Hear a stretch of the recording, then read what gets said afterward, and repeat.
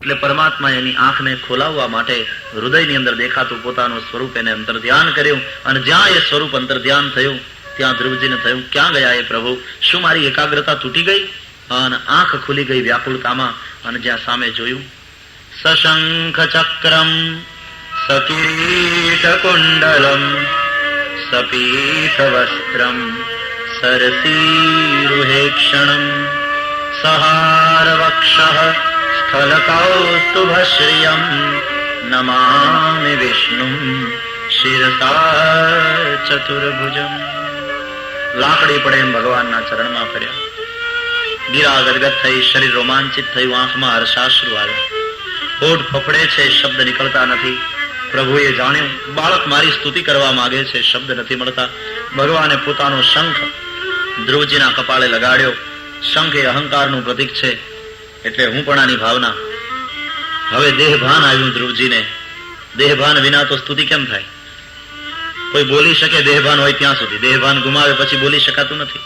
અને આણે બોલવું છે, પણ પ્રભુના દર્શન થયા એમાં દેહભાન ભૂલ્યો તો આ ભક્ત. પ્રભુએ શંખ લગાડ્યો, દેહભાન આવ્યું. બીજા અર્થમાં શંખ એ વેદાંગનું પ્રતીક છે, અને ત્યાં તો વેદ જાણે આવીને વિરાજ્યા જીહવા ઉપર. 5 વર્ષના બાળકના મુખમાંથી સ્તુતિ નીકળી.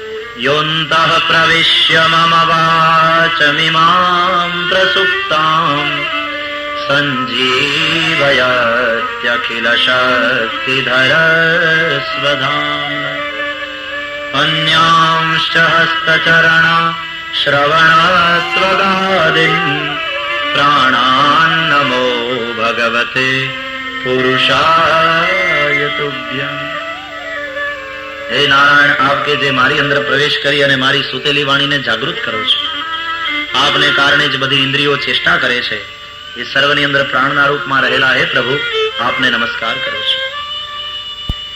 એકસ્ત્વમેવ ભગવન નિદમાત્મ સત્યા માયાક્ષયોરુગુણયા મહદાદ્યશેષમ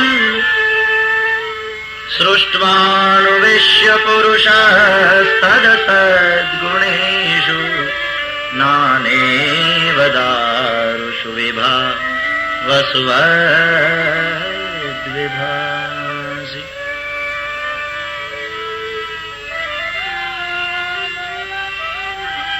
અંતર્યામી નારાયણે ધ્રુવના અંતરની વાત જાણી. ધ્રુવ વરદાન આપ્યું, તમારા પિતા તમને ગાદી આપશે, તમે 36,000 વર્ષ સુધી રાજ્ય કરશો, પછી મારું મોકલેલું વિમાન તમને લેવા આવશે. સપ્તર્ષિઓ જેની પ્રદક્ષિણા કરે છે હું અવિચલ સ્થાન હું તમને આપું છું. વારંવાર વિભુચરણારવિંદમાં વંદન કરી વિશ્ય પુરુષસ્તદસદ્ગુણેષુ નાનેવ દારુષુ વિભાવસુવદ્વિભાસી.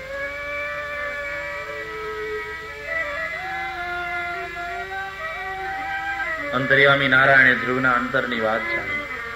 ધ્રુવ વરદાન આપ્યું, તમારા પિતા તમને ગાદી આપશે, તમે 36,000 વર્ષ સુધી રાજ્ય કરશો, પછી મારું મોકલેલું વિમાન તમને લેવા આવશે. સપ્તર્ષિઓ જેની પ્રદક્ષિણા કરે છે હું અવિચલ સ્થાન હું તમને આપું છું. વારંવાર વિભુચરણારવિંદમાં વંદન કરી ભગવાન અંતર ધ્યાન થયા પછી ધ્રુવજી કચવાતે મને ઘરે આવ્યા. ભગવાન મળ્યા પછી કચવાવાનું કેમ? તો કે ધ્રુવજીને વિચાર આવ્યો કે મુક્તિને દેનારા પરમાત્મા મને મળ્યા અને મેં મુક્તિ ન માગી, મેં રાજ્ય માગ્યું, મેં બંધન માગ્યું. આર્તો જિજ્ઞા સુરર્થાર્થી જ્ઞાની ચ ભરતર્ષભ. ગીતામાં 4 પ્રકારના ભક્ત કયા: આર્ત, જિજ્ઞાસુ, અર્થાર્થી અને જ્ઞાની. એમાં ધ્રુવજીની અર્થાર્થી ભક્ત તરીકે ગણના થાય, જેને અર્થ જોતો હોય, પૈસા જોતા હોય, સંપત્તિ જોઈએ. અંતરમાં પેલી ગાદીની વાત હતી ને, અને ઈશ્વર છે અંતર્યામી, તથાસ્તુ કહી દીધું. ખેર, એમાં પણ ઈશ્વરની મરજી હશે. ભગવાન મારા દ્વારા રાજ્ય કરાવવા માંગતા હશે, પણ મુક્તિને દેનારા પરમાત્મા પાસે બંધન મળે. ઈશ્વર પ્રસન્ન થાય પછી લૌકિક માંગણી ન હોય. બાદશાહ કોઈ ભિખારી ઉપર ખુશ થઈ ગયો અને કહ્યું, માંગ તને શું આપું? ભિખારી હતો સારો, અને બાદશાહે કહ્યું, જે માંગે તે આપું, માંગ. તો કે એક બીડી આવવા દે. કારણ કે બીડીનો વ્યસની હતો અને તલબ જાગી હતી, મળી નથી. ભગવાન પાસે લૌકિક સુખ માગવા એ તો બાદશાહની પાસે બીડી માગવા જેવી મૂર્ખ માગણી છે. લૌકિક સુખ પણ મને તમને વ્યસન પડી ગયા છે ને એટલે મોઢામાંથી એ જ નીકળે. ધ્રુવજી આવ્યા, સામૈયા થયા, પિતા રાજી થયા. ધ્રુવજીએ ઘરે આવીને સૌ પ્રથમ પોતાની અપર માને વંદન કર્યા કે તારે હિસાબે મને ભગવાન મળ્યા. વંદનમાં વેરને શમાવવાની તાકાત છે. ધ્રુવજીને લોકપ્રિય જોઈ અને એને ગાદી આપી. ધ્રુવજી શિશુમાર પ્રજાપતિની ભ્રમી નામની કન્યા સાથે પરણ્યા. કલ્પ અને વત્સ 2 પુત્ર થયા છે. વાયુપુત્રી ઈલાને પરણ્યા, એમાં ઉત્કલ નામનો પુત્ર થયો. ધ્રુવજીનો ભાઈ ઉત્તમ લગ્ન પહેલા મરગ્યા માટે વનમાં ગયો. ત્યાં યક્ષોએ એને માર્યો. એને શોધવા એની માં સુરુચિ ગઈ. જંગલમાં લાગેલા દાવાગ્નિમાં એ બળીને ભસ્મ થઈ. સમજાય છે? મોટી ઉંમરે પછી સુનીતિને વાલી કરીએ એટલે સુનીતિનું ફળ ધ્રુવ મળે. પછી ઉત્તમ બળી જાય, પછી સુરુચિ બળી જાય, પછી ઇન્દ્રિય સુખ બધા બળી જાય. ભજનાનંદ આવ્યો એટલે પછી વિષયાનંદ બળી જાય. ભજનાનંદ જેને મળી જાય એનો વિષયાનંદ બળી જાય. વિષય પછી એને તુચ્છ લાગે. ધ્રુવજીએ પોતાના ભાઈને મારી નાખનાર યક્ષો સાથે યુદ્ધ કર્યું. કંઈક યક્ષોને માર્યા. સ્વયં કુબેર યુદ્ધ માટે આવવા તૈયાર થયા. એ સમયે મનુ મહારાજ પધારે છે. મનુ એટલે ધ્રુવજીના દાદા. મનુના ઉત્તાનપાદ અને ઉત્તાનપાદનો ધ્રુવ. દાદાએ આવીને સમજાવ્યું કે બેટા, હિંસા તને શોભે નહીં, તું તો ભગવત ભક્ત છે. સૌની અંદર નારાયણનું દર્શન કરનાર તું હિંસા કરે તે ઠીક નહીં. કે દાદા, આ યક્ષોએ મારા ભાઈને મારી નાખ્યો, હવે વેર વાળ્યા વગર ન રમતો. કે બોલ, વેર તારે ના હોય ભક્ત. કોઈ કોઈને મારતું નથી, કોઈ કોઈને જીવાડતું નથી. તારા ભાઈનું પ્રારબ્ધ પૂરું થયું હતું, મૃત્યુ એનું આવ્યું, એમાં યક્ષો તો નિમિત્ત બન્યા છે. ત્યારે ધ્રુવજીએ યુદ્ધથી નિવૃત્તિ જાહેર કરી. કુબેરની સાથે એમણે મિત્રાચારી કરી. પોતાના રાજ્યમાં આવ્યા, વિજયોત્સવ મનાવ્યો. યથા રાજા તથા પ્રજા. રાજા ભગવત ભક્ત છે એટલે પ્રજા પણ ભગવત ભક્તિ વાળી થઈ. 36,000 વર્ષ સુધી રાજ્ય કર્યું અને પછી પોતાના પુત્રને ગાદી સોંપી દઈ. ધ્રુવજી તપશ્ચર્યા કરવા માટે, હવે મુક્તિને માટે આરાધના કરવા સારું થઈ. ગંગાને કાંઠે આવ્યા. ભગવાનને મેળવવા હતા તો જમનાજીને કાંઠે ગયા. એ ભક્તિનો કિનારો છે. હવે મુક્તિ મેળવવી છે તો ગંગાને કાંઠે આવ્યા. એ જ્ઞાનનો કિનારો છે અને ઋતે જ્ઞાનાન્ન મુક્તિ, જ્ઞાનથી જ મુક્તિ. ગંગાને કિનારે બેઠા બેઠા તપશ્ચર્યા કરે છે. ગંગાજી ખળખળ વહી રહ્યા હતા. અવાજ થતો હતો. ધ્રુવજીના ધ્યાનમાં ભંગ થતો હતો. તે ધ્રુવજી ઉભા થઈને જંગલમાં અંદર જ્યાં જવા જાય ત્યાં ગંગાજીએ કહ્યું કે હે ભક્તરાજ, ક્યાં ચાલ્યા? તમારા જેવા સંતો ભક્તો મારે કિનારે વસે છે એટલે તો મારું મહત્વ છે. તમે જતા કેમ રહો છો?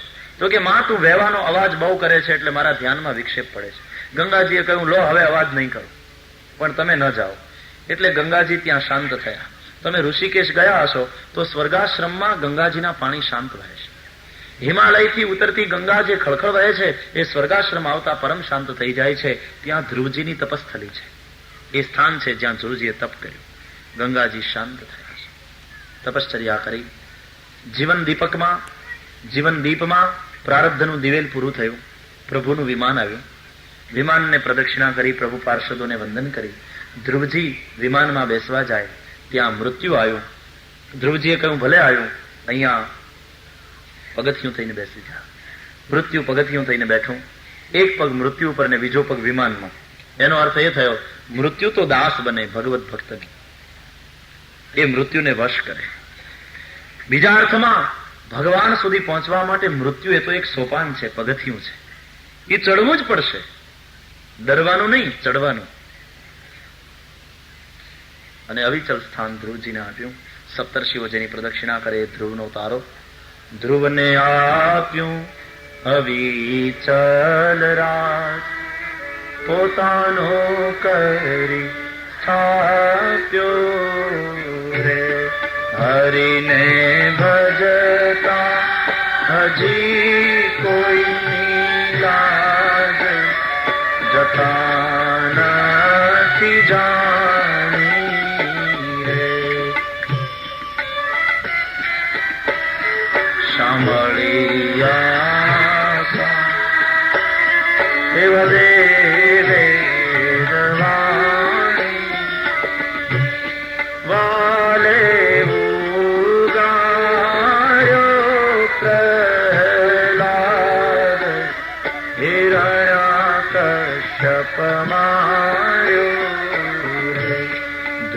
મને આપ્યું.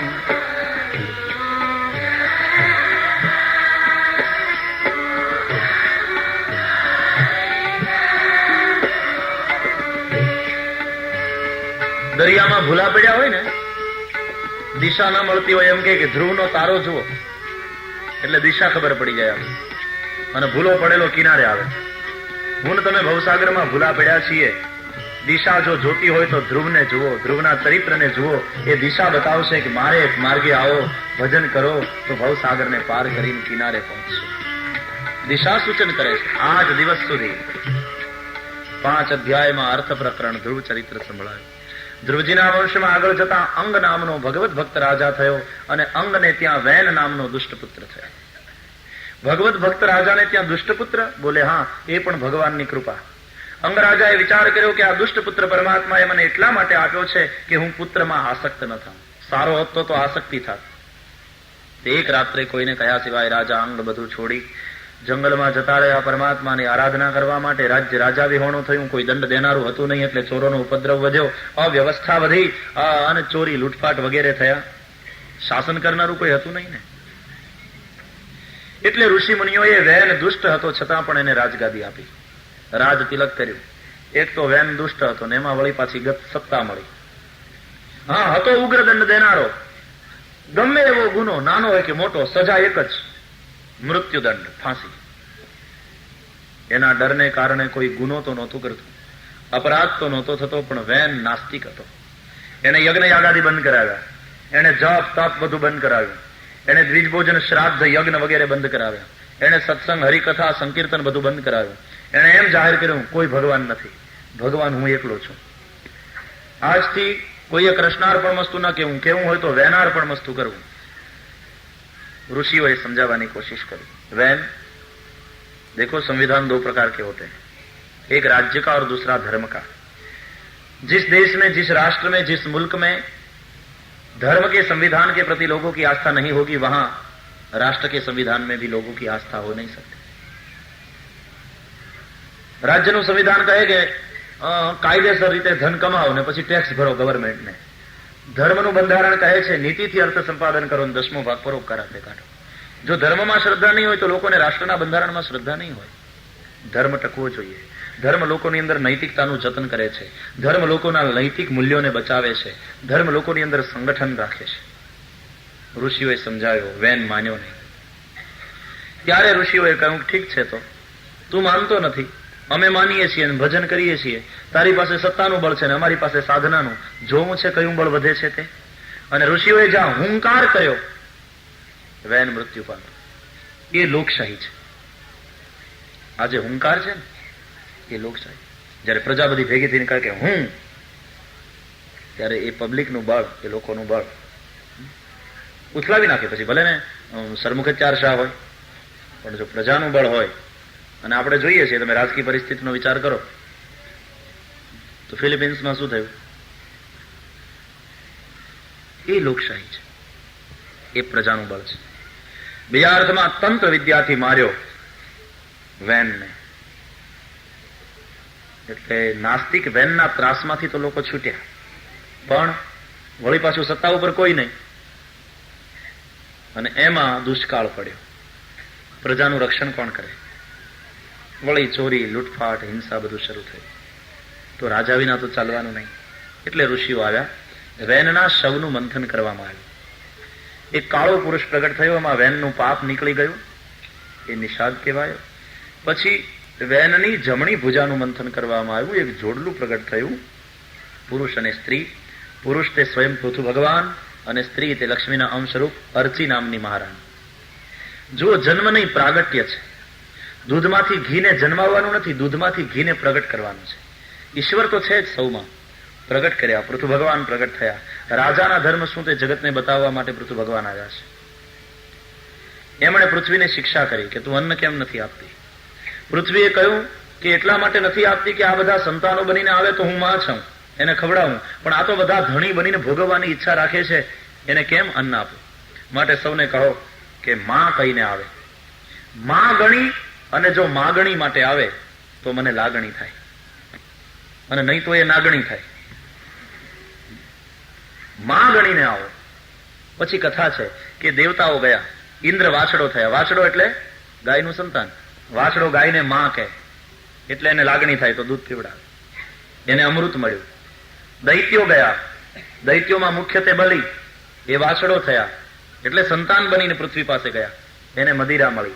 માનવો ગયા, એમણે અન્ન મળ્યું, મનુ વાછડો થયા. જેને જે જોઈતું હતું તે પૃથ્વી આપ્યું. પૃથ્વી એ તો કામધેનું ગાય છે. તમે માં ગણી અને માગણી કરવા જાઓ, તમને જે જોઈતું હશે તે આપશે.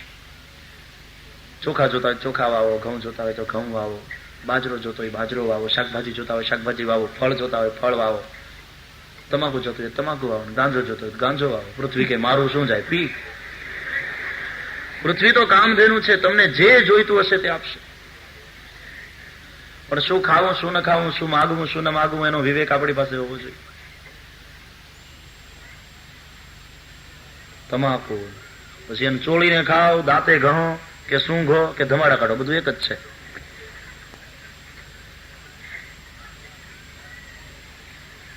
જન્મ્યા ત્યારે કોઈ વ્યસન નહોતું, પછી ટેવ પાડી ખોટી. પેલા આપણે ટેવ પાડીએ, પછી ટેવ આપણને પાડે. હા, ટેવ વેર વાળ્યા વગર રહેતી નથી. માણસ ટેવ પાડે અને ટેવ માણસને પાડે. આ ગુજરાતમાં તમે જોયું હશે, દક્ષિણ ગુજરાત તરફ ખેડા જિલ્લો અને બાજુ તમાકુના વાવેતર બહુ થાય. કેશ ક્રોપ કહેવાય ને, રોકડીઓ પાક, પૈસા મળે બહુ. અને તમાકુનું ખેતર તમે જોયું હશે, આમ એટલું સરસ લાગે, એક સરખી તમાકુ ઉભી. હું ગયો તો એક ઠેકાણે, તો એક સરખી તમાકુ ઉભી. ખેતર લાગે રૂડું, હા, તમાકુ. પણ મેં જોયું આજુબાજુ ક્યાંય વાડ નહોતી કે બાઉન્ડ્રી નહોતી. મેં પટેલને પૂછ્યું કે કેમ બાઉન્ડ્રી નથી કરી? મને કે જરૂર નહીં. મેં કીધું જરૂર નહીં શું? પશુ આવે પંખી આવે ખાઈ જાય, પાકનો નાશ કરે. બીજા બધા પાકના રક્ષણ માટે જરૂર પડે ને.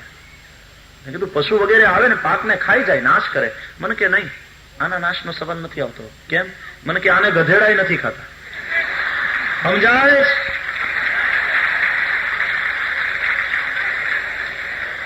અને આપણે જોયા ગધેડામાંથી ગયા ને.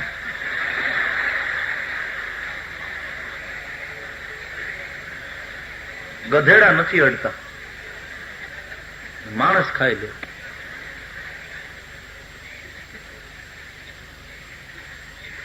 એક વડીલ મને કહેતા હતા, મને કે તમાકુ ખાવી જોઈએ ને ખવડાવવી જોઈએ, એના દાનનું બહુ મોટું પુણ્ય છે. મેં કહ્યું શું વાત કરો? મને કે હા, શ્લોક છે, તમાકુ તિલમાત્રેણ સુવર્ણ દાન ફલમ લભેત. તલ જેટલી તમાકુનું કોકને દાન કરીએ તો સોનાના દાનનું ફળ મળે. ચપટી ચપટી ગોદાનમ, બનાવીને ચપટી જો દઈએ પેઢે ચડાવવા માટે તો ગાયના દાનનું પુણ્ય. મેં કીધું એના કરતા આખી ભૂંગળી પડીકું દઈ દો તો કે પડી કે પાપ નાશનમ, બધાય પાપ બળીને બસ. મેં કહ્યું કયા શાસ્ત્રનો શ્લોક છે, કઈ પોથીમાંથી? મને કે ખિસ્સા પોથીમાંથી. છૂટતી નથી. મને કે શું કરે?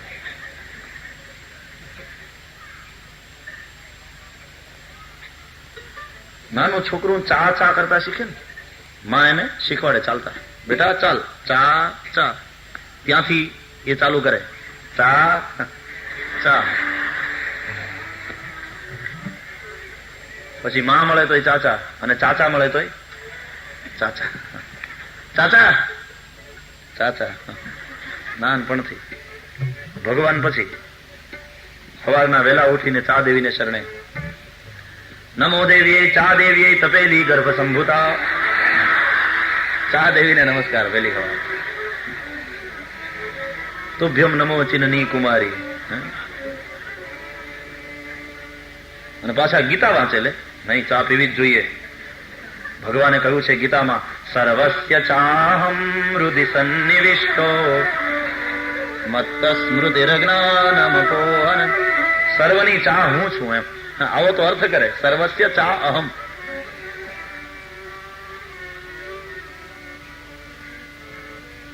કૃષ્ણને ખબર નહીં હોય કે આવો અર્થ કાઢશે. ના ગયા વગર નાસ્તો કરી લેવાય, એમાં શું? ના સતો વિદ્યતે ભાવો ના ભાવો વિદ્યતે સદા. એક જણો તો ચંડીપાઠ કરતો હતો. મને કે તમને ખબર છે ચા ન પીવે એને દેવી વરદાન ના આપે, દેવી પ્રસન્ન જ ન થાય એના ઉપર. મેં કીધું આ નવું સંશોધન. મને કે સંશોધન એટલે આ ખિસ્સાપોથીનું નથી, આ પુરાણનું જ છે. માર્કંડેય પુરાણમાં લખ્યું છે. યદી ચાપી વરોદેય ત્વયાસ્માકમ મહેશ્વરી.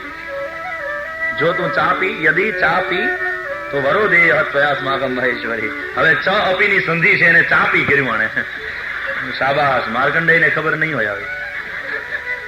વાહ તારું સંશોધન.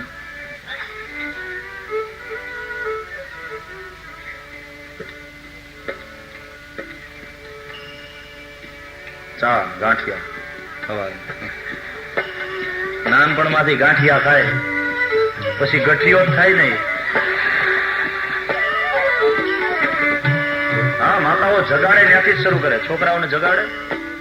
એ જાગને બાબલા. નવું પ્રભાગ્યું 1986 ની જશોદા, 1986 નો કનૈયો. એ જાગને તું બાબલા અને ફાકને ગાંઠિયા. ફાકને તું ગાંઠિયા. તારા વિના ગરમ ચા કોણ પીશે? હવે તું તો જાગ મારા એ બાળ. એને જગાડે પછી બાજુમાં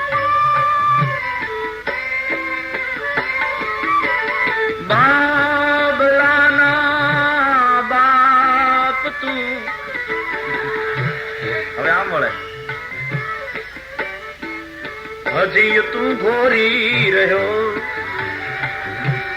બાબલાના બાપ.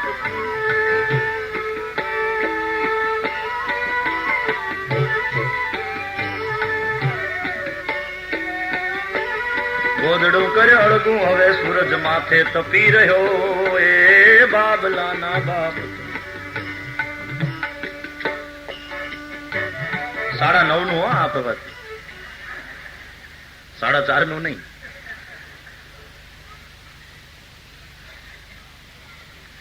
પૃથ્વી કામધેનુ છે, ઈચ્છો તે મળશે, પણ શું માગવું શું ન માગવું એનો વિવેક રાખજો.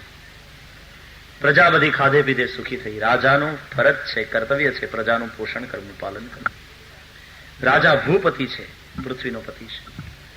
આ પૃથુ છે અને એની પત્ની, એટલે ધરતીનું નામ પૃથ્વી પડ્યું. પૃથુની પત્ની. આપણે સૌ સંતાન છીએ.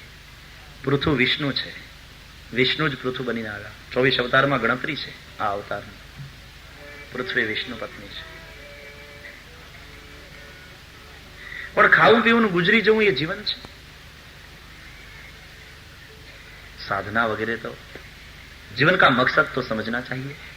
તેથી જો ધર્મ નહીં તો માણસ માણસ નહીં. આહાર નિદ્રા ભય મૈથુનંચ સામાન્ય મેતત પશુભેર નરાણામ ધર્મો હિતેષામ અધિકો વિશેષો ધર્મે નહીં ના પશુ.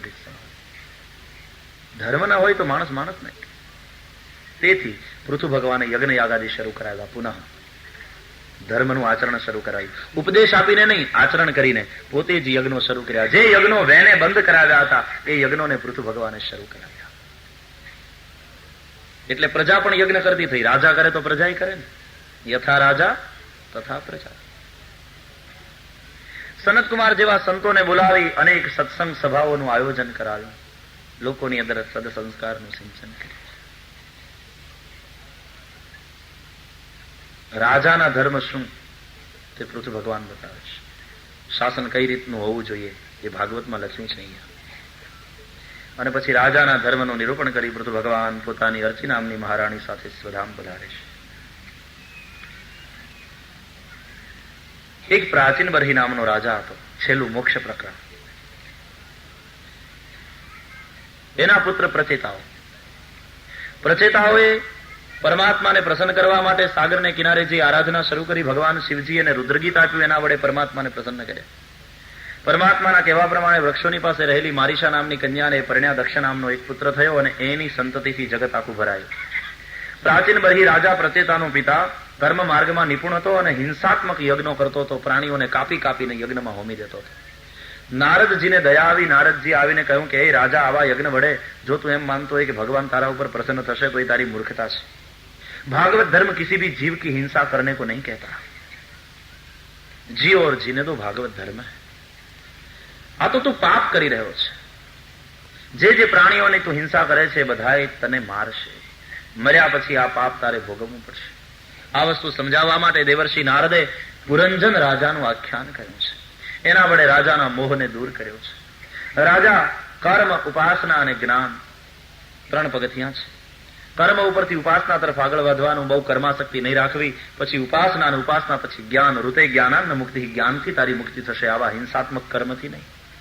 કર્મથી ઉપાસના તરફ કઈ રીતે આગળ વધાય? બોલે કર્મમાં રહેલી કર્મફળની વાસના જો છૂટી જાય તો કર્મ સ્વયં ઉપાસના થઈ જાય. અને ઉપાસના આવી તો પછી જ્ઞાન આવશે, કારણ કે ભક્તિ આવે તો જ્ઞાન અને વૈરાગ્ય બેના સંતાન છે, આવશે. ઋતે જ્ઞાનાન મુક્તિ. પુરંજન રાજાનું આખ્યાન કહ્યું. રાજા પ્રાચીન બર્હીના મોહને છોડાવ્યો, હિંસાત્મક યજ્ઞો બંધ કરાવ્યા. પ્રાચીન બર્હી નારદજીના કહેવા પ્રમાણે પરમાત્માની આરાધના કરવા લાગ્યો. એ પ્રાચીન બર્હીના પુત્ર પ્રચેતાઓને પણ પરમાત્માની આરાધના કઈ રીતે કરવી એનો ઉપદેશ દેવર્ષિ નારદે કર્યો. 4 અધ્યાય સગુણ બ્રહ્મોપાસનાથી મોક્ષના, 4 અધ્યાય નિર્ગુણ બ્રહ્મોપાસનાથી મોક્ષના, આમ 8 અધ્યાયમાં મોક્ષ પ્રકરણ કહ્યું. ચતુર્થ સ્કંદને વિરામ આપ્યો. इति श्रीमद्भागवते महापुराणे वैयासिक्याम् अष्टादशसहस्र्याम् पारमहंस्याम् संहितायाम् समाप्तोऽयम् चतुर्थः स्कन्धः द्वारिकाधीश. પંચમ સ્કંધ સ્થાન લીલા છે અને ભગવાનનો જમણો ઉરુ છે સાથે. સર્ગ વિસર્ગ, પરમાત્મા દ્વારા સર્જન, બ્રહ્મા દ્વારા સર્જન, હવે બધાને સ્થાન આપ્યા. સ્થિતિ વૈકુંઠ વિજય, પ્રકૃતિ ઉપર પરમાત્માનો વિજય તે સ્થિતિ. હું તમે નિમિત્ત અનિમિત્ત થઈએ પણ સૂર્યનારાયણ પ્રકૃતિ ઉપર પરમાત્માનો વિજય છે. પ્રકૃતિ પરમાત્માને આધીન છે. સ્થાન લીલા છે પંચમ સ્કંદ. પહેલો સ્કંદ અધિકાર લીલા, બીજો સ્કંદ સાધન લીલા, ત્રીજો સ્કંદ સર્ગ, ચોથો વિસર્ગ અને પાંચમો સ્થાન. પહેલો સ્કંદ જમણો ચરણ, બીજો ડાબો ચરણ, ત્રીજો જમણો હાથ, ચોથો ડાબો હાથ અને હવે પાંચમો જમણો સાથળ ઉરુ. ચતુર્થ સ્કંદમાં મનુ મહારાજના પુત્ર ઉત્તાનપાદની કથા છે, તો પંચમ સ્કંદમાં મનુ મહારાજના દ્વિતીય પુત્ર પ્રિયવ્રત રાજાની કથા છે. પ્રિયવ્રત પરમ ભાગવત હતા, આત્મારામ હતા. પરીક્ષિત પૂછે છે સુખદેવજીને કે મહારાજ, પ્રિયવ્રત રાજા જેવા આત્મારામ જ્ઞાની પુરુષને ગ્રહસ્થાશ્રમ શોભે નહીં, છતાં પણ એમણે ગ્રહસ્થાશ્રમનો સ્વીકાર કેમ કર્યો? સુખદેવજીએ કહ્યું, રાજા, ગ્રહસ્થાશ્રમ એ બાધક નથી, સાધક છે. આત્મારામ મુનિઓ, આત્મારામ પુરુષ સંસારમાં હોય છતાંય મુક્ત છે. પ્રિયવ્રતને સંસારમાં આવવાની ઈચ્છા નહોતી. જેને વ્રત બહુ પ્રિય છે એનું નામ પ્રિયવ્રત. આજ મારે સોમવાર છે, આજે મારે એકાદશી છે, આજ મારે એકટાણું છે. પ્રિયવ્રત ભગવાનની અંદર એની મતિ હતી. સંસારમાં આવવાની ઈચ્છા નહોતી. દેવર્ષિ નારદ સાથે બેસી સત્સંગ કરતા હતા, ત્યાં હંસ ઉપર બેઠીને બ્રહ્મા આવ્યા. હંસારૂઢ બ્રહ્મા એટલે વિવેકાધિષ્ઠિત બુદ્ધિ. એની વિવેકાધિષ્ઠિત બુદ્ધિએ એને ઉપદેશ કર્યો, બેટા, ગ્રહસ્થાશ્રમે તો ષડશત્રુઓને જીતવાનો કિલ્લો છે. કામ, ક્રોધ, લોભ, મદ, મોહ, મત્સર નહીં. અન્ય આશ્રમો ગ્રહસ્થાશ્રમને આશ્રય છે. તારો દિવ્ય ગ્રહસ્થાશ્રમ છે તો પરમાત્માને તારા વંશમાં પ્રગટ થવાનું મન થશે. હું પણ પરમાત્માની આજ્ઞા પ્રમાણે જ જીવું છું. બ્રહ્માજીએ કહ્યું, તમે ગ્રહસ્થાશ્રમમાં પ્રવેશ કરો. વિવેકાધિષ્ઠિત બુદ્ધિએ પણ કહ્યું. પ્રિયવ્રત રાજા અકળ ન રહ્યા, પિતાની વાત માની ગ્રહસ્થાશ્રમનો સ્વીકાર કર્યો. બ્રહ્માજી દાદા છે, બ્રહ્માના મનુ અને મનુના પ્રિયવ્રત. પ્રિયવ્રત રાજા પરણ્યા, 10 પુત્ર થયા. પ્રિયવ્રત રાજાના સમયમાં ભૌગોલિક પરિવર્તન થયું. એક દ્વીપમાંથી 7 દ્વીપ થયા અને 7 સમુદ્ર થયા. અટાણે આપણે બધા નામ આપ્યા છે અલગ અલગ, અરબી સમુદ્ર, પેસિફિક મહાસાગર, હિન્દુ મહાસાગર. પરિવર્તનના સમયથી ભૌગોલિક પરિવર્તન થયું છે. 7 સમુદ્ર, 7 ખંડ, 7 દ્વીપ થયા. ધરતી ટુકડામાં વિભાજિત થઈ ગઈ અને અલગ અલગ ટુકડા થઈ ગયા. એનું બધાનું પ્રમાણ છે ભાગવતના પંચમ સ્કંદમાં. કાચની પ્લેટ પડે અને ફૂટે અને એના ટુકડા થઈ જાય તો એ ટુકડાને તમે નજીક નજીક કરો તો તમને ખબર પડે ને કયો ટુકડો ક્યાંનો છે. ફૂટી ગયા પછી એનો આકાર એ રીતનો હોય તો આકારથી તમને ખ્યાલ આવી જાય કે આ ટુકડો અહીંયાનો છે. તો બધા ટુકડા ભેગા કરો પાછા. એમ અત્યારે જે રીતે બધા ખંડો વેચાયેલા છે, પછી આફ્રિકા હોય, અમેરિકા હોય, એશિયા ખંડ હોય, ઓસ્ટ્રેલિયા હોય, એ બધાને જો ભેગા કરશો ને તો કયો ટુકડો ક્યાંનો છે એ ખબર પડી જશે ને એક આખો દ્વીપ પૃથ્વી તૈયાર થશે. તમે નકશા કાપીને જોઈ લેજો, એના આકાર તમને દેખાડશે કે આ ટુકડો અહીંયાનો છે, આ ટુકડો અહીંયાનો છે. પરિવર્તનના સમયમાં એ ભૌગોલિક પરિવર્તન થયું કે ટુકડા થયા, 7 દ્વીપ થયા અલગ અલગ, 7 સમુદ્ર. એ દરેક દ્વીપનું કદ અને પ્રમાણ એનું પણ વર્ણન છે ભાગવતમાં. કયા કયા દ્વીપમાં કઈ કઈ મુખ્ય નદીઓ અને કયા મુખ્ય પર્વતો વગેરેનું વર્ણન છે. 10 પુત્રમાંથી 3 તો વિરક્ત રહ્યા, બાકીના 7 ને એક એક દ્વીપનું રાજ્ય આપ્યું પ્રિયવ્રતે. 1 અબજ વર્ષ સુધી રાજ્ય કર્યું પ્રિયવ્રતે. આવી કથા છે. એનું આયુષ્ય કેટલું હશે? એક તો સંતની પાસેથી એવું સાંભળ્યું છે કે દરેક યુગમાં આયુષ્યનું પ્રમાણ અલગ અલગ. જાજે ભાગે કળિયુગમાં આપણું આયુષ્ય 100 વર્ષનું, તો કળિયુગ પેલા દ્વાપર હતો એટલે 1 મીંડું લગાડો, 1 મીંડું વધારે હતું, 1000. એની પેલા ત્રેતા 1 મીંડું વધારે, 10,000. એની પેલા સત્ય 1 મીંડું વધારે. અથવા તો બીજા અર્થમાં એમ સમજો કે દરેકની વર્ક એફિશિયન્સી અલગ અલગ હોય છે. એક માણસને એક કામ કરતા 15 દિવસ લાગે ને બીજા માણસને કેવળ 7 દિવસ લાગે અને છતાં સારામાં સારું કરી આપે. સામાન્ય શાસક 1 અબજ વર્ષ સુધી રાજ્ય કરે, સત્તા ઉપર રહે ને છતાં પણ જે કાર્ય ન કરી શકે તેવું કાર્ય, તેવું શાસન પ્રિયવ્રતે પોતાના શાસન દરમિયાન જગતને આપ્યું. અને પછી પોતાના 7 પુત્રોને 7 દ્વીપનું રાજ્ય આપી દીધું. પ્રિયવ્રત પોતાને પ્રિય માર્ગે હરિભજન માટે ગયા. 7 દ્વીપમાં જંબુદ્વીપનો રાજા અગ્નિદ્ર થયો. આપણા ભારતવાસીઓ જંબુદ્વીપમાં રહીએ છીએ આપણે. જંબુદ્વીપનો રાજા અગ્નિદ્ર થયો. અગ્નિદ્રને ત્યાં પૂર્વચિતિ નામની અપ્સરાથી નાભી નામનો પુત્ર થયો. એ નાભી રાજા મેરુદેવીને પરણ્યા અને નાભી રાજાએ મેરુદેવી સાથે યજ્ઞ દ્વારા ઈશ્વરનું યજન કર્યું. પરમાત્માના વરદાનથી સ્વયં એને ત્યાં પરમાત્મા જ પ્રગટ થયા પુત્ર તરીકે. એનું નામ ઋષભદેવજી ભગવાન કી. પરમહંસના ધર્મનું નિરૂપણ કરવા માટે ઋષભદેવ ભગવાન પધાર્યા છે. જૈનોમાં પ્રથમ તીર્થંકર. એ કાળમાં એવી ગલત માન્યતા ફેલાઈ ગયેલી કે પરમહંસ થવા માટે નૈષ્ઠિક બ્રહ્મચર્યની જરૂર છે. ઋષભદેવજીએ બતાવ્યું ગ્રહસ્થી પણ પરમહંસની કક્ષાએ પહોંચી શકે. નૈષ્ઠિક બ્રહ્મચર્ય જ આવશ્યક છે એવું નથી. ઋષભદેવ મોટા થયા, પિતાએ યજ્ઞોપવિત આપી, પછી ભણવા ગયા, ભણી ગણીને આવ્યા, પછી ગ્રહસ્થાશ્રમ પણ સ્વીકાર્યો, પરણ્યા, એને ત્યાં 100 પુત્ર થયા, રાજ્ય પણ કર્યું. અને પછી પોતાની ઉંમર થઈ ત્યારે દીકરાઓને રાજ્ય આપી દઈ અને પોતે જંગલમાં જતા રહ્યા. બ્રહ્મચર્ય, પછી ગ્રહસ્થ, પછી વાનપ્રસ્થ શરૂ થયો, પછી સંન્યાસ લીધો, શિખાસૂત્રનો ત્યાગ થયો, ભગવાન વસ્ત્ર પહેર્યા, મુક્ત પુરુષ છે. દેહાધ્યાસ છૂટ્યો છે. એટલે નાય તો નાય, ન નાય તો ન નાય, ખાય તો ખાય, ન ખાય તો ન ખાય, કપડાં પહેરે તો પહેરે ને ન પહેરે તો ન પણ પહેરે. પરમહંસ છે. દિગંબર, દિશાઓ રૂપી એનું વસ્ત્ર.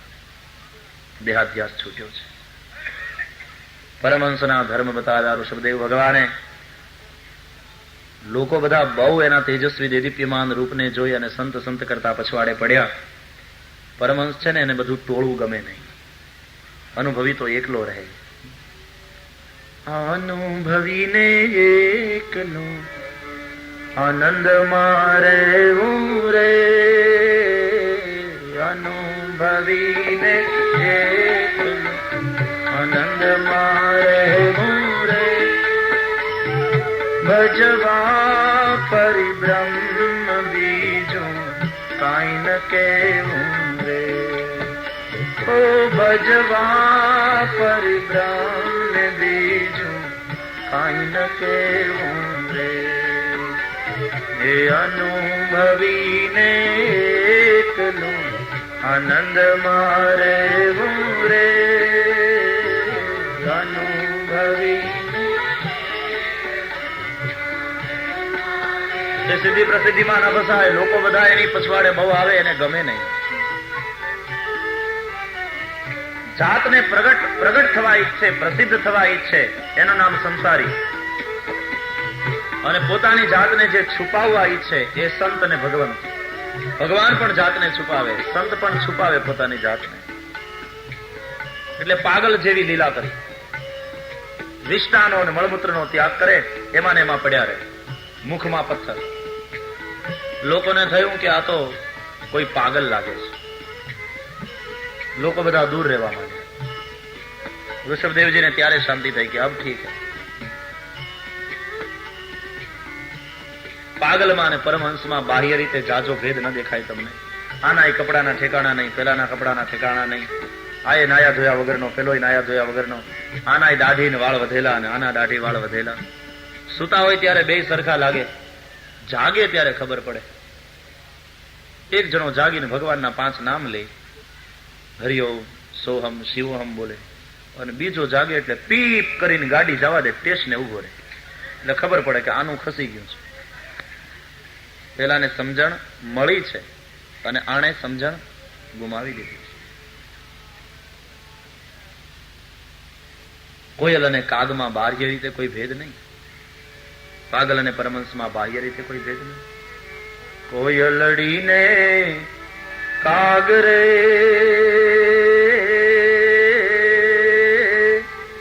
એ જી રંગે રૂપે એક છે હો. કોયલડીને કાગરે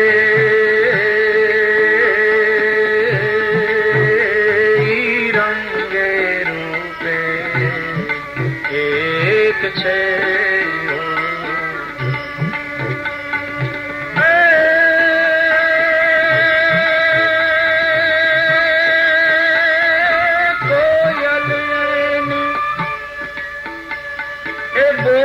થકી ઓળખાય રે,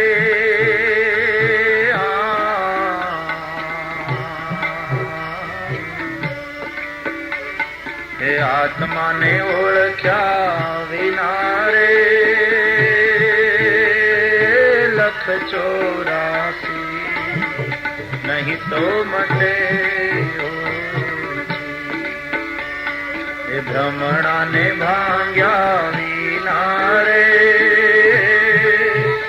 એ જીભવના ફેરા નહીં તો મટે. કાકા કૃષ્ણ પિકા કૃષ્ણ કો ભેદ પિક કાકયો વસંત સમયે પ્રાપ્તે કાકા કાકા પિકા પિકા.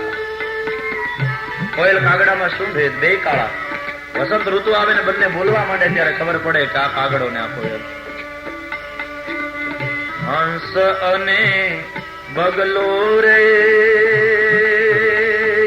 રંગે રૂપે એક છે. હંસ અને બગલો રે એ જી રંગે રૂપે એક છે.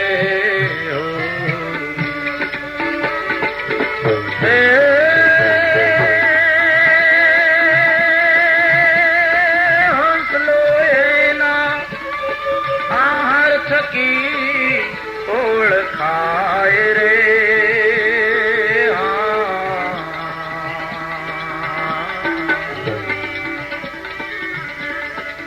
આત્માને ઓળખ્યા વિના રે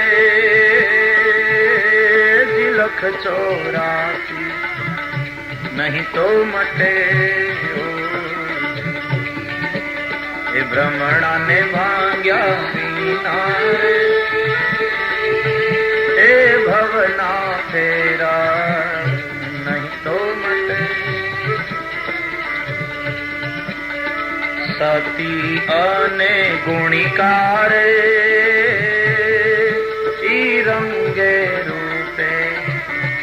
એક છે.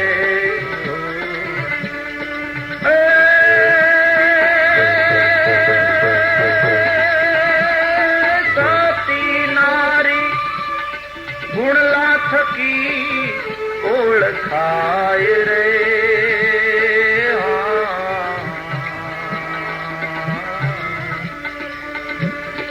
આત્માને ઓળખ્યા વિના રે એ 1,84 નહીં તો મટે હો. એ ભ્રમણાવી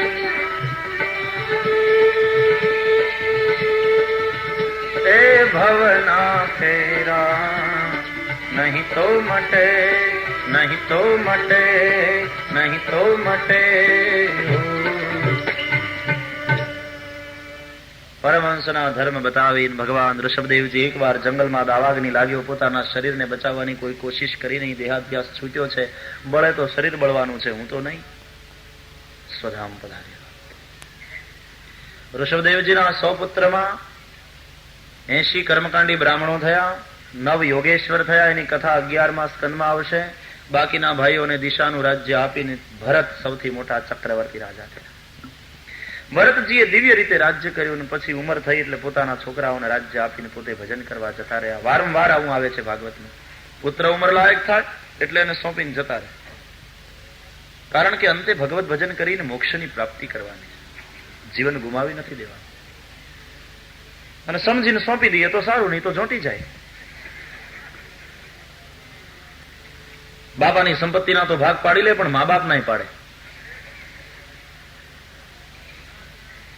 2 ભાઈઓ નાના એમ કે તું રાખ, એટલે નાનો કે 3 ના છે. નક્કી થાય 4 મહિના મોટા ત્યાં, 4 મહિના વચલાન ત્યાં, 4 મહિના નાના ત્યાં, શિયાળો, ઉનાળો, ચોમાસું. ઋતુ બદલે અને બાપાનો ખાટલો બદલે. 4 મહિના પૂરા થઈ જાય, ડ્યુ ડેટ આવી જાય, બાપા ગણતા ન હોય અને ખબર ન હોય, પણ છોકરાની વહુ ભાણું પીરસતી વખતે જો થાળી પછાડે તો સમજી જવાનું ડ્યુ ડેટ આવી ગઈ. તરત બાપા ડોસીમાની સામે જોઈને કહે કે હવે અલેખ છલાણું ઓલે ઘેર પાણું. એમાંય સાચવે તો સારું.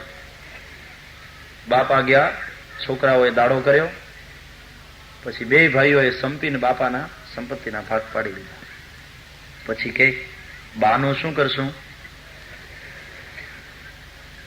એટલે મોટા ભાઈએ ખિસ્સામાંથી સિક્કો કાઢ્યો, ચાલ છાપકાંઠ કરી નાખી, જેના ભાગમાં આવે. નાનો વધારે પાકો હતો, મોટા ભાઈના ભાગમાં ગઈ તો જાણે ગંગા નાયા, પણ આ તો જુગાર છે, કદાચ આપણા ભાગમાં આવે. એને કહ્યું મોટા ભાઈ સિક્કો ખિસ્સામાં મૂકી દો. કે તો પછી નક્કી કેમ કરશું? તો કે બીજી રીત છે. શું?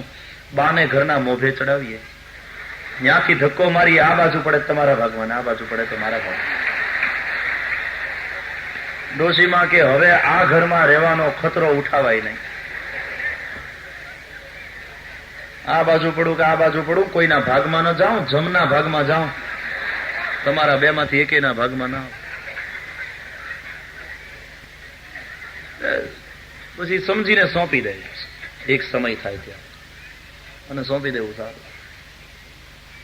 દાળ ભાત આવી જાય પતરાવળીમાં, પછી મોનથાળના બટકા ન મગાય, પછી હાથ ધોવાની તૈયારી રખાય.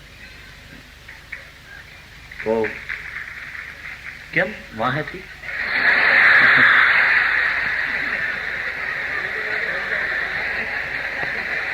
તમારું કાંઈ નક્કી નહીં.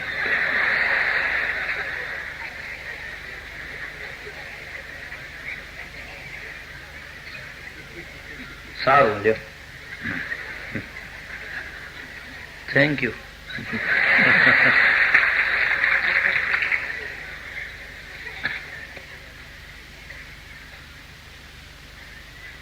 ભરતજી ગંડકી નદીને કિનારે આવ્યા, જ્યાં શાલિગ્રામ શિલાઓ બને છે. તપશ્ચર્યા શરૂ કરી, પણ એક હરણના બચ્ચામાં આસક્ત થયા અને વાત આખી બગડી ગઈ. મર્યા પછી હરણ થવું પડ્યું. સંક્ષેપમાં જાઉં છું. બીજો જન્મ હરણનો થયો અને હરણનો દેહ છૂટ્યો ત્યારે એ પછીનો જન્મ અંગીરા ગોત્રમાં એક બ્રાહ્મણને 2 પત્ની, એમાં બીજી પત્નીથી એક જોડનું પ્રગટ થયું. દીકરીને દીકરો, દીકરો તે ભરત. યોગ ભ્રષ્ટ છે, પૂર્વ જન્મનું જ્ઞાન છે, હોઠ સુધી આવેલો અમૃતનો પ્યાલો ઢોળાઈ ગયો છે. હવે સાવધાન રહેવું છે. એક હરણમાં આસક્ત થયો, 2 જન્મ વધારે લેવા પડ્યા. ભરતજી મોટા થયા, પિતાએ જનોઈ આપી, ભણવા બેસાડ્યા, પણ ભણવામાં ધ્યાન નથી. ભૂલ કરી એટલે તો પાછું આવવું પડ્યું. હવે શું ભણું નવું? પિતા ચિંતા કરતા કરતા મૃત્યુ પામ્યા. માં પછવાડે સતી થઈ. ભરતજી ભણતા નહોતા. સાવકા ભાઈઓએ ઉઠાવી લીધા અને ખેતર કામ કરવા મોકલ્યા, પણ એમાં હરિચિંતનમાં મગ્ન હોય. ક્યારા વાળવા મોકલે તો પાણી ક્યારા તોડી તોડીને જતું રહે. પંખી ઉડાડવા મોકલે તો ભરતજી ઉલટાના પંખીને ખાતા જોઈ રાજી થાય કે રામ કી ચીડિયા રામ કા ખેત, ખાવો ચીડિયા ભરભર. ભાઈઓએ કહ્યું કે આ ભગતડાનું કામ સંસારમાં નહીં. તારે નથી ભણવું, તારે નથી કામ કરવું, તો ઘરમાં તારા માટે સ્થાન નથી. કાઢી મૂક્યા. ભરતજીએ કહ્યું સારું થયું, બંધન ગયું. જંગલને માર્ગે ચાલ્યા. રૂષ્ટપુષ્ટ છે શરીર, ખાવાથી નથી થતું. આઠે પોર આનંદ હોય ને એને થાય. ચોખ્ખું ઘી ખાધે ડીલે ના થાય. નીકળ્યા છે ભરતજી. એમાં એક ભીલોના રાજાને ઘેર દીકરો નહીં, તે દેવીને બલિદાન આપવું હતું. એમાં ભરતને પકડ્યા કે આ બલિદાન. ભરત કહે ચાલો. જ્યાં બલિદાન આપવા જાય મારાઓ. ભરતજીએ માતાને વંદન કર્યા, નમસ્કાર કર્યા.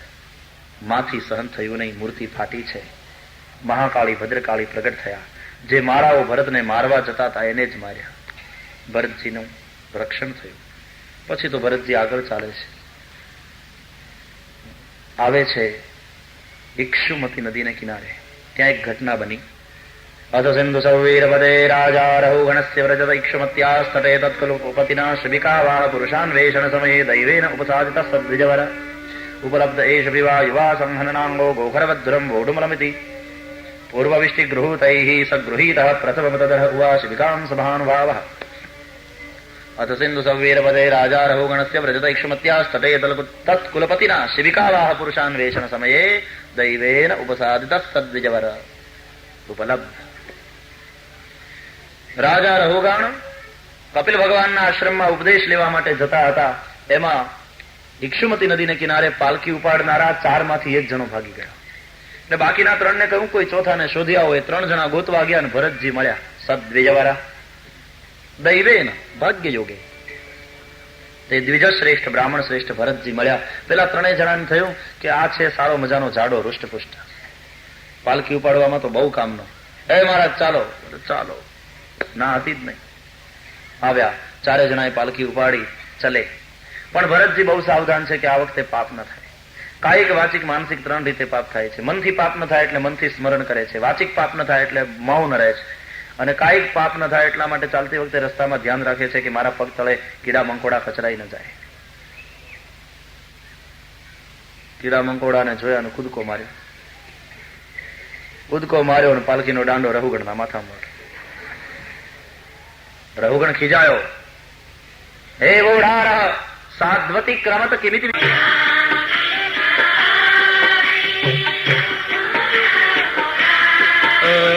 રામ કૃષ્ણ હરે મુકુંદ મુરારી.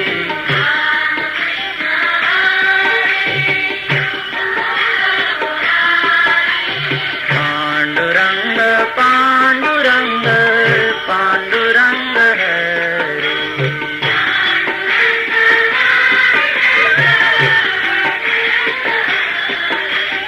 પાંડુરંગ પાંડુરંગ પાંડુરંગ હરે.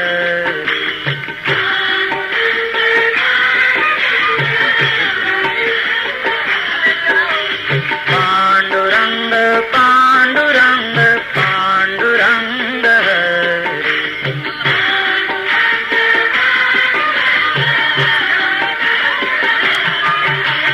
રામ કૃષ્ણ હરે મુકુંદ મુરારી.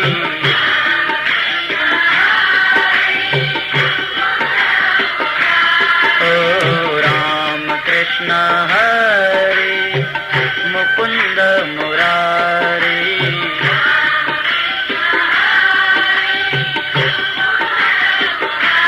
ગાઓ રામ કૃષ્ણ હરે મુકુંદ મુરારી.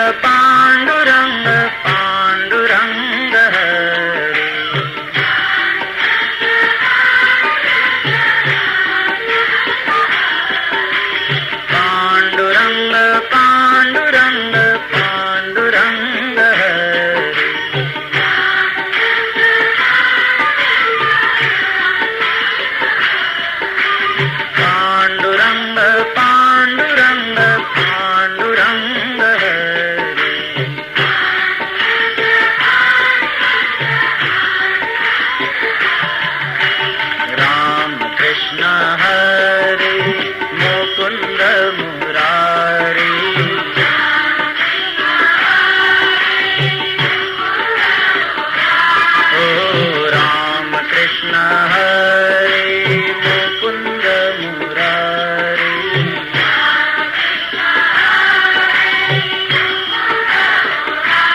ગાઓ રામ કૃષ્ણ હરે મુકુંદ મુરારી.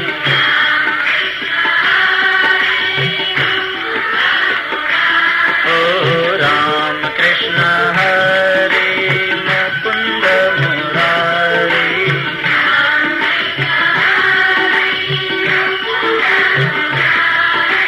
પાંડુરંગ પાંડુરંગ પાંડુરંગ હરે.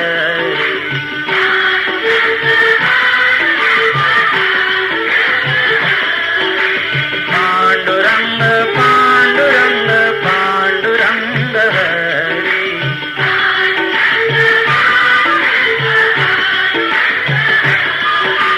પાંડુરંગ પાંડુરંગ પાંડુરંગ હરે.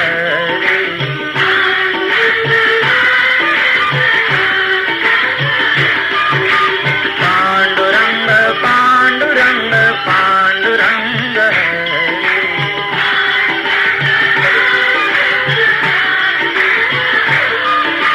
પાંડુરંગ પાંડુરંગ પાંડુરંગ હરે.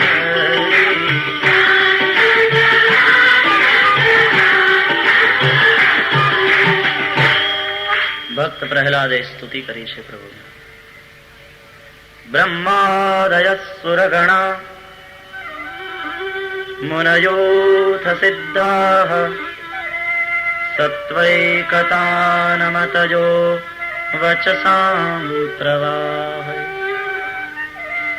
નારાધિતું પુરુગુણૈ રઘુનાપી પિપ્રુઃ કિમ તોષ્ટુમર્હતિ સમે હરિરુગ્રજાતે. હે નારાયણ, બ્રહ્માદિ દેવતાઓ જો આપની સ્તુતિ કરી આપને પ્રસન્ન ન કરી શક્યા તો હું અસુર કુલોત્પન્ન ને એમાં બાળક મારી મતિ કેટલી, હું આપને કઈ રીતે પ્રસન્ન કરી શકું. શાયદ શ્રીમદ ભાગવતમાં પ્રહલાદજીની સ્તુતિ બહુ લાંબી છે, બધા કરતા મોટી છે. કારણ કે ભગવાન જેટલા ગરમ છે એટલા એને ઠંડા કરતા વાર તો લાગે ને. પ્રહલાદ શબ્દ લાદ ધાતુ ઉપરથી બન્યો છે સંસ્કૃતમાં. સમૃષ્ટ હલાદો યસ્ય સઃ, જેનો આનંદ સમૃષ્ટ છે, અથવા તો લાદે શીતિ ભાવે ચ. લાદ ધાતુ ગરમને ઠંડા કરવાના અર્થમાં પણ વપરાય છે. ભગવાન નૃસિંહ ગરમ છે, એને ઠંડા કર્યા પ્રહલાદ. વરદાન માગવાનું કહ્યું ત્યારે પ્રહલાદજીએ કહ્યું, મહારાજ, મારા અંતરમાં જે કોઈ ઠેકાણે કામનાનો અંકુર હોય આપ એનો વિનાશ કરી દો. હું આપની પાસે એવું માગું છું કે હું કદી કઈ માગું જ નહીં. માગવાનું મન થાય નહીં. વિમંચતિ યદા કામાન માનવો મનસી સ્થિતાન તર્હેવ પુંડરીકાક્ષ ભગવત્વાય કલ્પતે. ઈચ્છા અનંત છે.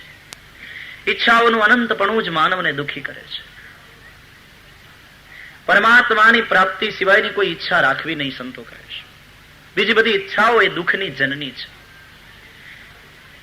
ઈચ્છા દુઃખને પંપાળે છે, કારણ કે માને પોતાનું બાળક વાલું હોય ને. દુઃખની જનની છે ઈચ્છા. પરમાત્માએ કહ્યું છે, હે પ્રહલાદ, આજે મેં ભલે તારા પિતાને માર્યો, પણ હવે હું તને વચન આપું છું, આજથી તારા વંશમાં હવે હું કોઈને મારીશ નહીં, શિક્ષા કરીશ પણ મારીશ નહીં. પછીના અધ્યાયોમાં 4 વર્ણ અને 4 આશ્રમના ધર્મ છે. 4 વર્ણ બ્રાહ્મણ, ક્ષત્રિય, વૈશ્ય અને શુદ્ર આપણે માત્ર એક એક અક્ષરમાં જો સમજીએ તો બ્રાહ્મણ એટલે શિક્ષક, ક્ષત્રિય એટલે રક્ષક, વૈશ્ય એટલે પોષક અને શુદ્ર એટલે સેવક. વિદ્યા લેવી અને વિદ્યા દેવી, દાન લેવું અને દાન દેવું, યજ્ઞ કરવો અને યજ્ઞ કરાવવો, આ 6 મુખ્ય કર્મ બ્રાહ્મણના છે. યજ્ઞ કરવો, વિદ્યા લેવી, દાન દેવું, ક્ષત્રિય રક્ષણ કરે. 4 આશ્રમના ધર્મ બતાવ્યા. યજ્ઞો પવિત આપી દ્વિજ બન્યો, ગુરુ ગૃહે ગયો, બ્રહ્મચર્યાશ્રમ, ગુરુ મહારાજની પૂજા કરે, ગુરુની સેવા કરે, વિદ્યા સંપાદન કરે. શ્વાન નિદ્રા બકો ધ્યાનમ, કૂતરા જેવી એની નિદ્રા હોય, બગલાના જેવું એનું ધ્યાન હોય. પછી ગુરુ મહારાજ આજ્ઞા કરે ત્યારે ગ્રહેષ્ઠાશ્રમમાં પ્રવેશ કરે. નીતિથી અર્થ સંપાદન કરે, અતિથી અને શિવની ભક્તિ કરે, અને પછી વાનપ્રસ્થ શરૂ થાય. બે દ્વાદશી, પહેલી દ્વાદશી તો રમત ગમતમાં જાય, બીજી દ્વાદશી વિદ્યાભ્યાસમાં જાય, એ પછીની બે દ્વાદશી ગૃહસ્થાશ્રમમાં જાય, અને એ પછીની પાંચમી દ્વાદશી, દ્વાદશી એટલે 12 વર્ષ, વાનપ્રસ્થાશ્રમમાં જાય. 5 દ્વાદશી પૂરી થાય પછી સંન્યાસની આજ્ઞા આપણા ઋષિઓએ આપી છે. એટલે 12 × 5 = 60 વર્ષ પછી સંન્યસ્તની આજ્ઞા. ત્યાં સુધીમાં માણસ બધું ભોગવી ચૂક્યો હોય, સંસારને જોઈ ચૂક્યો હોય, વિષયોથી એ ઉપરામ થઈ ગયો હોય, પછી એને સંન્યાસની આજ્ઞા આપી છે. વાનપ્રસ્થ 50 પૂરા થાય એટલે પછી 51, 52 એ આંકડો જ બતાવે છે કે હવે વનમાં, વાનપ્રસ્થથી બંધ. પત્નીએ સાથે આવવું હોય તો આવી શકે. બંને જણા વનમાં રહે, કંદમૂળ ફળનું ભોજન કરે, સાત્વિક આહાર કરે, બંને જણા ભજન કરે, 12 વર્ષ સુધી સાધના કરે, પછી સંન્યસ્ત લે, શિખાસૂત્રનો ત્યાગ કરે. સંન્યાસી એક ઝાડની નીચે પણ સતત સ્થિર ન રહે, આવું લખ્યું છે. 4 વર્ણ 4 આશ્રમના ધર્મ બતાવ્યા. એના દ્વારા ભાવાદ્વૈત, ક્રિયાદ્વૈત અને દ્રવ્યાદ્વૈત એ 3 પ્રકારના અદ્વૈત સિદ્ધ કરે. અંતે 3 પ્રકારનાથી વાસનાથી મુક્ત થઈ અને જીવ મુક્ત થઈ પરમાત્માને પામે. એ બતાવી સપ્તમ સ્કંદને વિરામ આપ્યો છે. અષ્ટમ સ્કંદ મન્વંતર લીલા છે. 14 મન્વંતર, એમાં પરમાત્માએ જે અવતારો લીધા તેની કથા છે. અષ્ટમ સ્કંદ ભગવાનનું દક્ષિણ વક્ષસ્થળ છે. આમાં ભગવાનના અવતારની ચર્ચા છે.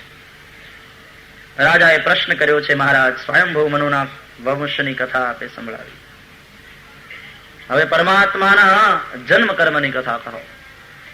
સુખદેવજીએ કહ્યું છે, રાજા અત્યાર સુધીમાં 6 મનુ વીતી ગયા, આ 7મો મનુ ચાલે છે, વૈવસ્વત. ધ્યાન દેજો, કયા યુગમાં જીવીએ છીએ ખ્યાલ હોવો જોઈએ. કયો કલ્પ ચાલે છે અત્યારે? શ્વેત વારાહ કલ્પ. પણ એક કલ્પમાં 14 મનુ આવે, તો આ 7મો વૈવસ્વત મનુ ચાલે છે. શ્વેત વારાહ કલ્પનો 7મો વૈવસ્વત મનુ ચાલે છે. અને એક મન્વંતરમાં 71 કરતા ઉપરાંત ચોકડી હોય તો 28મી ચોકડી ચાલે છે. 28 ચોકડીનો સત્યયુગ ગયો, ત્રેતાયુગ ગયો, દ્વાપર ગયો, અને આ કલી ચાલે છે. એટલે 28 તમે કલિયુગે, અને કલીમાં પણ કલી પ્રથમ ચરણે, હજી તો આ કલિયુગનું પ્રથમ ચરણ છે. શ્રી કૃષ્ણ પરમાત્મા ધરતી છોડી સ્વધામ પધાર્યા, ત્યાંથી કલીની શરૂઆત થઈ. એ વાતને હજી 5000ની માથે 86-87 વર્ષ થયા છે. 4,32,000 વર્ષનો કળિયુગ છે. એમાંથી 5000 ને બાદ કરો તો 4,27,000 વર્ષનો કળિયુગ હજી બાકી છે. હજી તો કળિયુગ ઘોડિયામાં સૂતો છે. કલી પ્રથમ ચરણે. સૌપ્રથમ મનુ મહારાજ તપશ્ચર્યા કરતા હતા. આત્મા વાસમિદમ વિશ્વમ યત્કિંચ જગત્યામ જગત્તેન ત્યક્તેન ભંજિતા મા કૃતઃ કસ્યચિદ વનમ. આવો મંત્ર ભણી પરમાત્માની આરાધના કરતા હતા. એ સમયે અસુરો એમને મારવા માટે દોડ્યા, ત્યારે નરનારાયણ ભગવાને અસુરોથી મનુ મહારાજની રક્ષા કરી. બીજો સ્વારોચિષ નામનો મનુ થયો.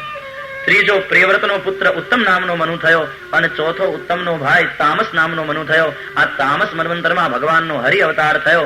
એમણે ગજેન્દ્રનો ઉદ્ધાર કર્યો. ગજેન્દ્ર મોક્ષની કથા પ્રારંભમાં આવી છે.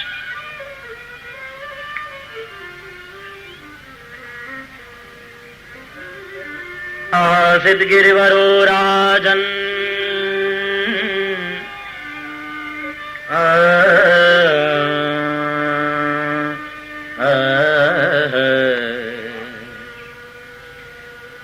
રાગ માલકંસ.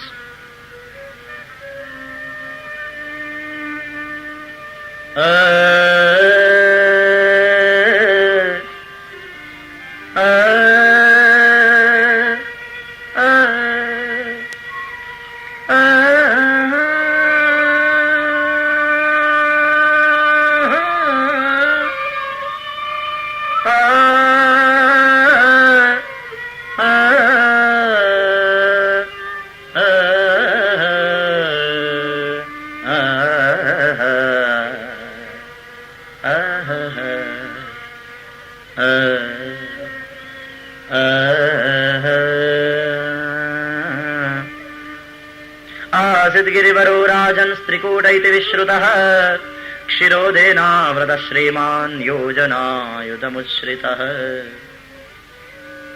એક ત્રિકૂટ નામનો પર્વત હતો. ત્રિકૂટ પર્વત એ ત્રિગુણમયી પ્રકૃતિ છે. સરોવર છે એમાં એક ગજેન્દ્ર એમાં પાણી પીવા અને જળક્રીડા માટે આવ્યો. પોતાની હાથણીઓ અને બચ્ચાને સાથે લઈને. હાથી અહંકારી ભારી, સંગે છે નારી, જળનો વિહારી, આવ્યો કામ ક્રીડાને આજ. સંસારના સરોવરમાં ગજેન્દ્ર એટલે જીવાત્મા જળક્રીડા કરવા આવ્યો, સંસારમાં આવ્યો. પ્યાસ લગી થી, વાસના, એ જ જીવના પુનર્જન્મનું કારણ છે. જળક્રીડા કરતો હતો, સૂંઢમાં પાણી લઈ હાથી ને હાથણીઓને ભીંજવતો હતો. હાથણીઓ એને ભીંજવતી હતી. મદોન્મત્ત બની, કામમાં ઉન્મુક્ત બની એ જીવ, એ ગજેન્દ્ર સંસાર રૂપી સરોવરની અંદર જ્યાં ક્રીડા કરતો હતો એ સમયે એક જૂડે એને પકડ્યો. જૂડ એટલે કાળ. યુદ્ધ થાય છે. હાથી બળવાન પણ એનું બળ ધરતી ઉપર ચાલે, પાણીમાં નહીં. જૂડ એને વધારે ને વધારે ખેંચીને અંદર લેતો ગયો. હાથણીઓ પોતાની સૂંઢ વડે પોતાના હાથીને પકડીને બહાર ખેંચવાની કોશિશ કરે, પણ એના કરતા બમણો જૂડ એને અંદર ખેંચી જાય. 100 વર્ષ યુદ્ધ ચાલ્યું.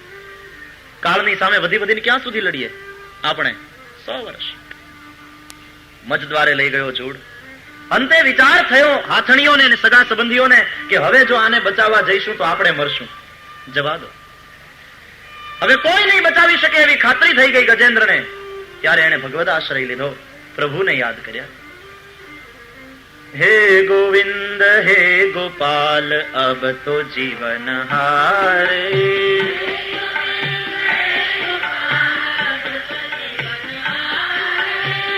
શરણાગતિનો ભાવ છે. નિરાશ્રય બન્યો, હવે ભગવદાશ્રય મળશે. સુરદાસજીનું આ પદ છે. આ ગજેન્દ્ર લીલા, ગજેન્દ્ર મોક્ષની લીલા ઘેર ઘેર થાય છે. આપણા બધાની થવાની છે. શરણાગતિ લો. હે ગોવિંદ હે ગોપાલ અબ તો જીવન હારે.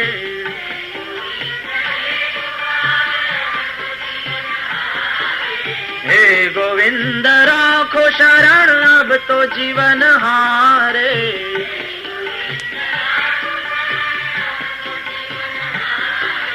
હે ગોવિંદ હે ગોપાલ અબ તો જીવન હારે.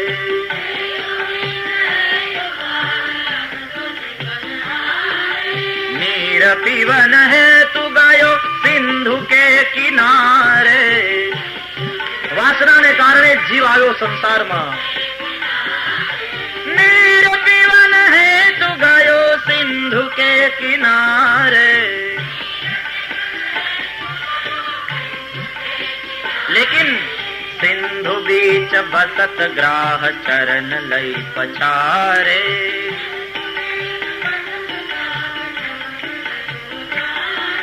हे गोविंद हे गोपाल अब तो जीवन हारे. पुकारियो प्रेम से.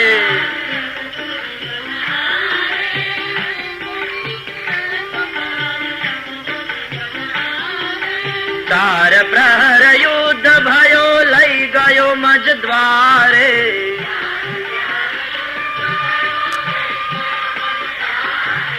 चार प्रहर युद्ध भयो लई गयो मजद्वारे.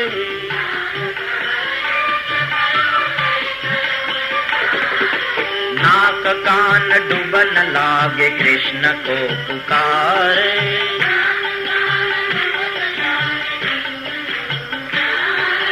नाक कान डूबन लागे कृष्ण को पुकारे.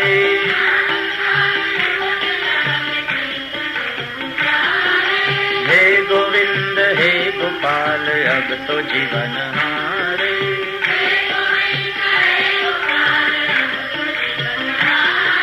આખું પાણી જતું રહ્યું, આખું શરીર જતું રહ્યું પાણીમાં.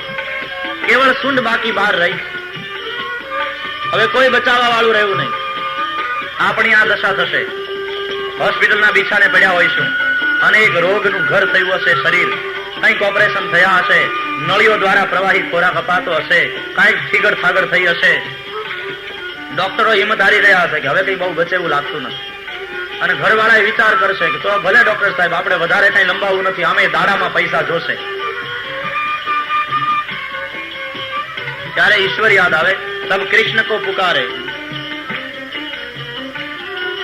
जय जय श्री कृष्ण चंद्र नंद के दुलारे,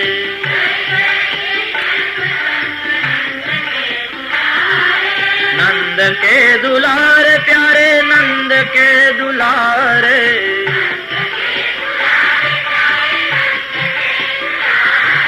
नंद के दुलारे प्यारे नंद के दुलारे,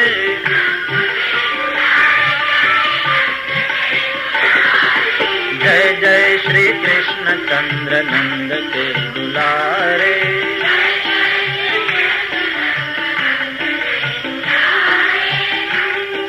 शब्द मुर्दा है, प्राण भाव जो है प्राण है शब्द का, भाव से ही शब्द जीवंत, અને જીવંત હોય તો જગજીવન ના કાને પહોંચે, ભાવથી બોલ્યો તો એટલે દ્વારિકા में શબ્દ ગયો,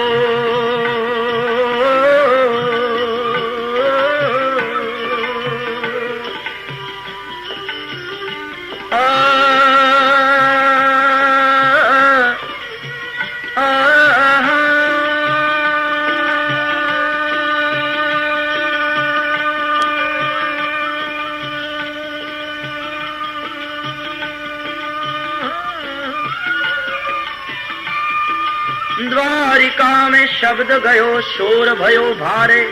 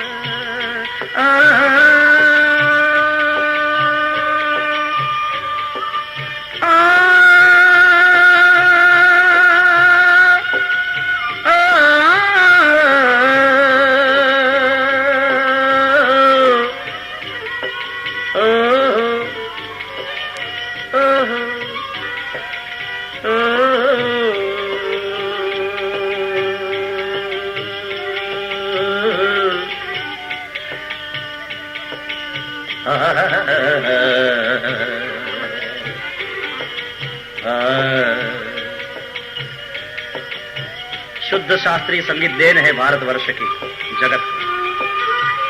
शंकर ना डमरू माथी निकले सुर साथ अलग अलग राग बनके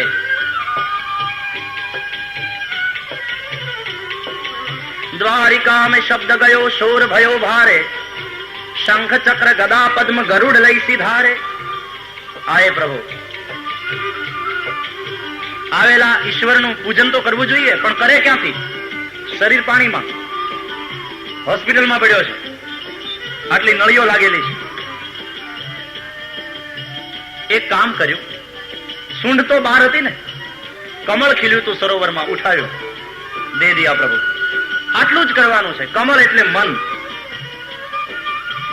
ત્યારે કાંઈ ન કરી શકો તો કઈ વાંધો નહીં, મન તો દઈ દો. અને ઈશ્વર ધન નહીં મન માગે છે. सूर कहे श्याम सुनो शरण है तिहारे,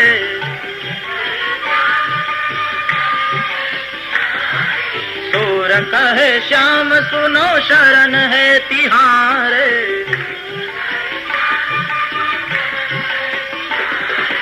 अब की बार पार करो नंद के दुलारे,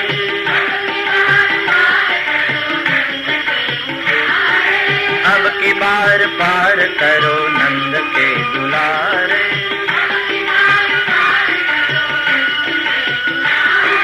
हे गोविंद हे गोपाल अब तो जीवन हारे,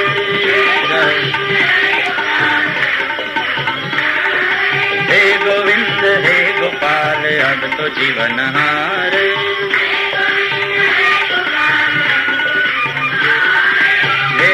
ગોવિંદ રાખો શરણ અબ તો જીવન હારે.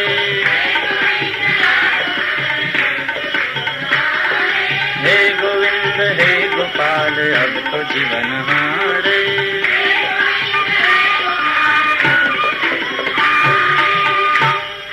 પ્રભુ પધાર્યા, સુદર્શન ચક્ર મૂક્યું, જૂડનું માથું કાપ્યું, ગજેન્દ્ર મુક્ત થયો. પણ ઘટના બની આશ્ચર્યકારક. જૂડનું માથું કપાયું એટલે જૂડનું શરીર છોડી અને એ ગંધર્વના રૂપને પામ્યો. એ હુહુ નામનો ગંધર્વ હતો, દેવલ ઋષિના શ્રાપથી જૂડ થયો હતો. હાથીને પરમાત્માએ સ્પર્શ કર્યો અને હાથીનું રૂપ છોડીને ઇન્દ્રદ્યુમ્ન નામનો રાજા થયો. ઇન્દ્રદ્યુમ્ન નામનો એ રાજા હતો, અગસ્ત્ય ઋષિના શ્રાપથી હાથી થયો હતો. લાગે છે ને ક્રિયામાં ભેદ, કે એકને માર્યો અને બીજાને બચાવ્યો, પણ ભાવમાં ભેદ નથી. હકીકતમાં બંને શ્રાપિત હતા, બંનેને શ્રાપમાંથી મુક્ત કર્યા. એટલે ભાવમાં ભેદ નથી, ક્રિયામાં ભલે ભેદ દેખાય. પછી 5મો વૈવસ્વત મન્વંતર, તામસ રૈવત મન્વંતર થયો અને 6ઠો ચાક્ષુષ મન્વંતર થયો.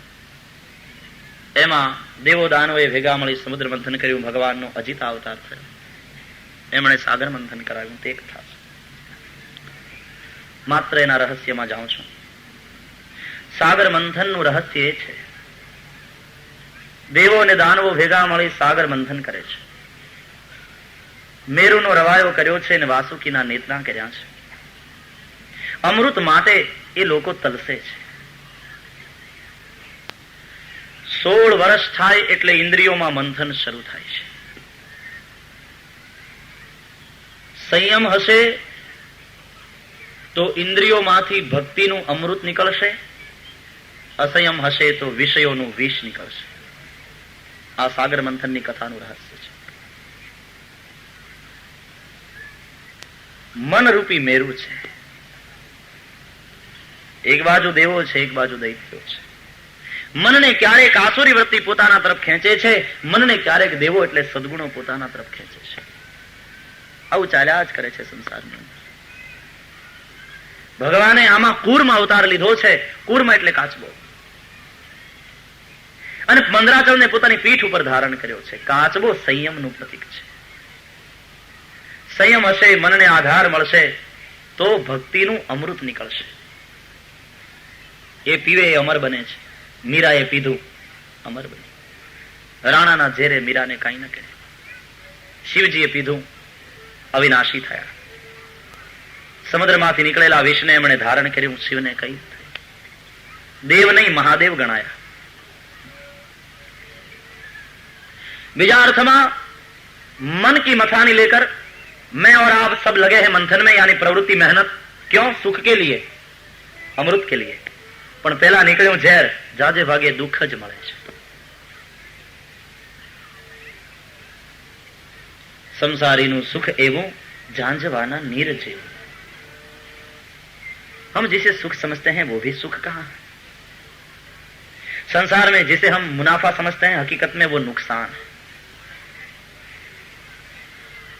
मोह निशा में सोए, હળાહળ વેશ નીકળ્યું. શું કરવું? પ્રભુ શરણે ગયા. ભગવાને કહ્યું મારી પાસે નહીં, શિવજી પાસે જાઓ. ઝેર ન પચાવી શકત પ્રભુ, પણ સાચો વૈષ્ણવ કોને કહેવાય એ બતાવવા માટે શિવજી પાસે મોકલ્યા. કે સુખ આવે ત્યારે રાખી લો અને દુઃખ આવે ત્યારે મારા મંદિરે દોડ્યા આવો, તો એ સાચો ભક્ત નથી. સુખ ભગવત પ્રસાદી છે તો દુઃખને પણ ભગવત પ્રસાદી માની અને જે સ્વીકાર કરતા શીખે. શિવજી પાસે ગયા, શિવજીની સ્તુતિ કરી. શિવજીએ પ્રસન્ન થઈ પૂછ્યું, આવો દેવતાઓ, પધારો. કહો કેમ આવવું થયું? કે મહારાજ અમે અને દૈત્યો ભેગા મળી સાગર મંથન કરતા હતા. બરાબર, શા માટે? અમૃત માટે. મળ્યું નહીં તો વિષ નીકળ્યું છે. હવે આપની પાસે આવ્યા છીએ, બીજું કોણ ઉગાડે? ઓ, તો ઝેર પીવડાવવા આવ્યા છો એમ કોણ? હળવેકથી પૂછ્યું, ખોટું ન લગાડે તો એક વાત કહું, શું અમૃત નીકળ્યું હોત તો અહીંયા કૈલાસ સુધી ધક્કો ખાત?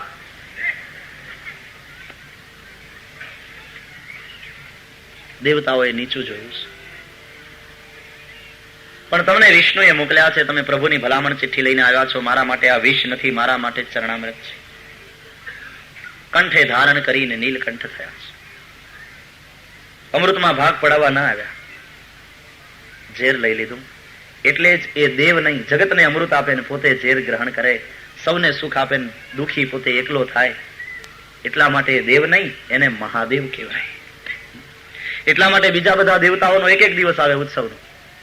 રામનવમી એક દિવસ પતી ગયું, કૃષ્ણાષ્ટમી એક દિવસ પતી ગયું, ગણેશ ચોથ, બધી બધી નવરાત્રીમાં 9 દિવસ દેવીના. પણ શિવજીનો તો આખો મહિનો શ્રાવણ, કારણ કે મહાદેવ છે. સારા મહિના પૂરા માસ ચલતી આરાધના. દેવને દાનવ આ માનવ સૌએ સાગર મથવાને ધાર્યો. રત્નો નીકળતા રાજી થયા સૌ અને કહેતા કે ભાગ અમારો રે. સદા શિવ આશરો એક તમારો, એ ભોલેનાથ આશરો એક તમારો. વેશ હળાહળ નીકળ્યું ત્યારે વિષ્ણુને કહે કે ઉગારો.